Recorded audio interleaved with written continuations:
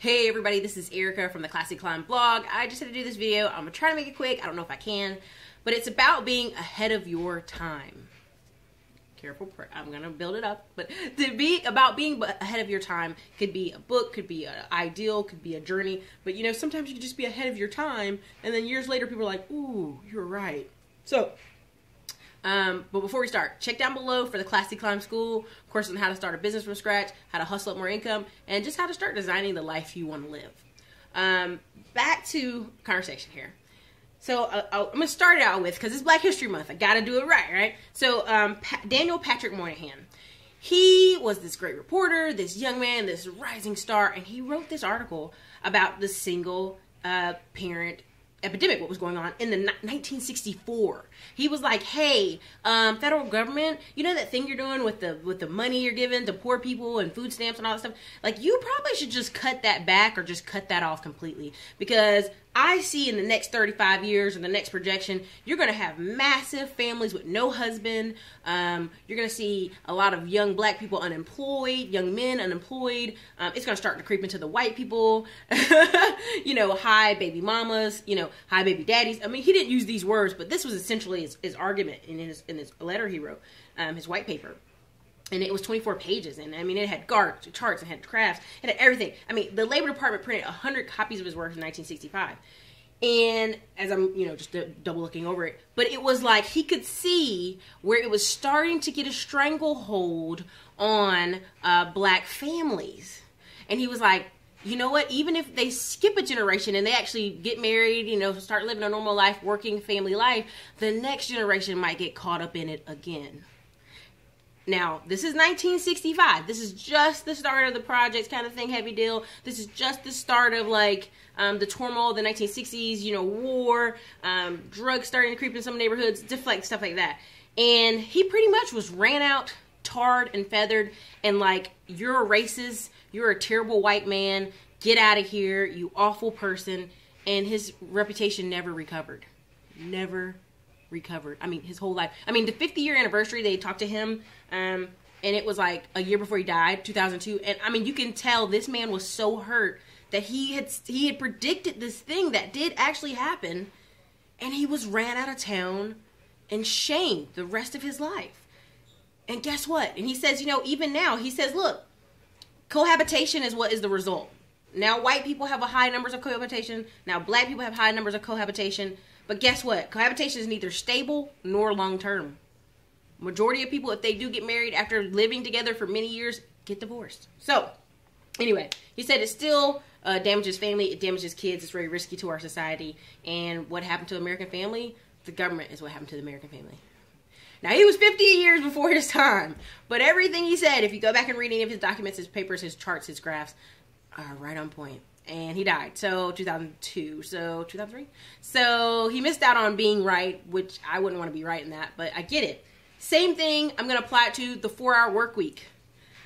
Tim Ferriss, people ran him out on a stick and said he was just some shuckster, some jiveder, some guy just making money off people, talking about the 4-hour work week and talking about selling things online, talking about designing your life where honestly it's not just going to be the rich anymore. Young people, single people, young families can kind of go as they please, live in other countries, you know, as long as they keep their expenses reasonable and sell things online.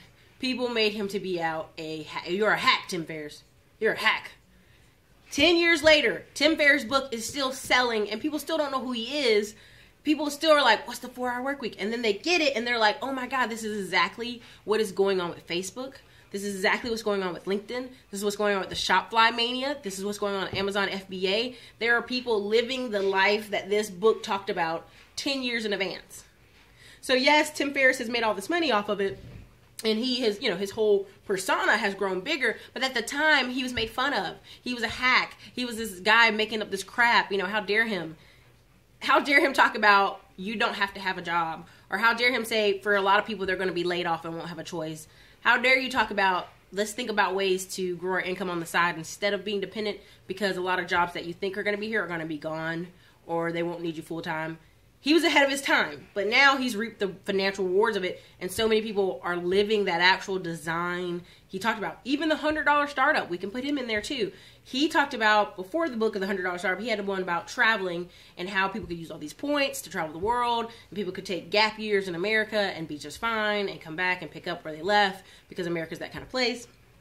And those people were ahead of their time, and they're like made fun of, and now you go on Facebook and that's all you see all day is lifestyle entrepreneurs, people working from their laptop, or people living overseas in Italy and Spain and all these places for lower income, for a lower amount than they would in America. You know, layoffs, manufacturing, a lot of canary in the coal mine things that happened to Detroit, that happened to Michigan, that happened to Ohio, that happened to Pennsylvania, that happened to the industrial belt. These things were just an echo of what was coming. And, you know, even now, the carrier company in Indianapolis, who just got $5 million tax incentive, you think they're going to expand the company. They're going to make it bigger and better. No, they're going to lay off all 1,400 workers and move their company to Mexico. They were the last kind of holding on in that area and just said, boom, bye.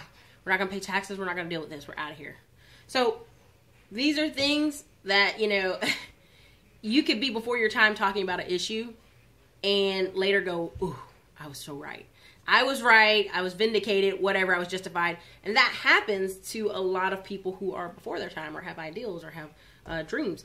But, you know, we want, what the deal is being able to, yes, be before your time, but yes, also still financially prosper from that. You know, no one wants to be the bringer of bad news, but if you are the bringer of solutions, you too can make profit. You know, Tim Ferriss can let you know he's had really great success off being this guy who was right about the coming times. So Peter Schiff, you know, his father died in prison, handcuffed to a bed of cancer because he complained about taxes and how it wasn't fair that big companies could get out of paying taxes. I mean, could move their companies to Denmark and all these other places in St. Kitts. And now, that's common knowledge. That's like every business American company is in the islands or Delaware or Nevada or wherever, getting the lowest taxes possible. But he was before his time and he had to go to jail for it. And federal prison because, of, you know, he wasn't going to recant that, you know, we didn't need to pay taxes.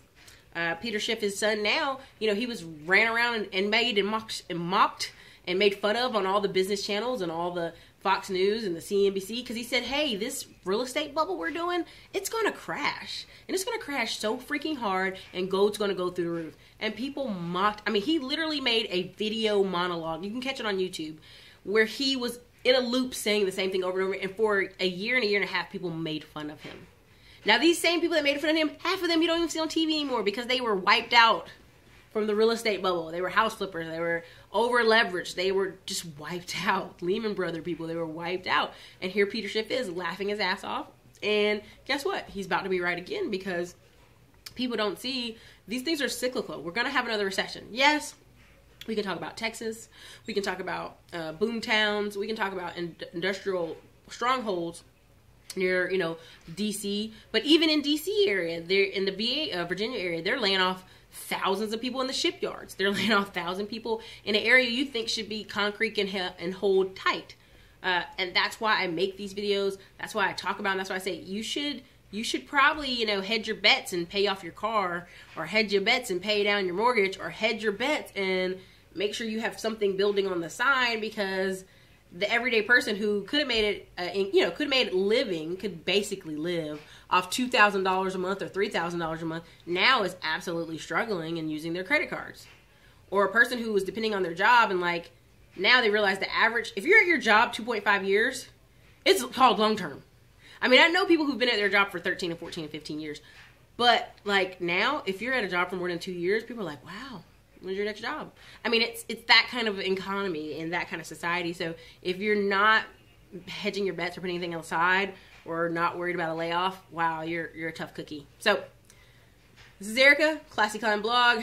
Not to be a Debbie Downer, but to realize that people can be before their time, and you just have to ride that wave.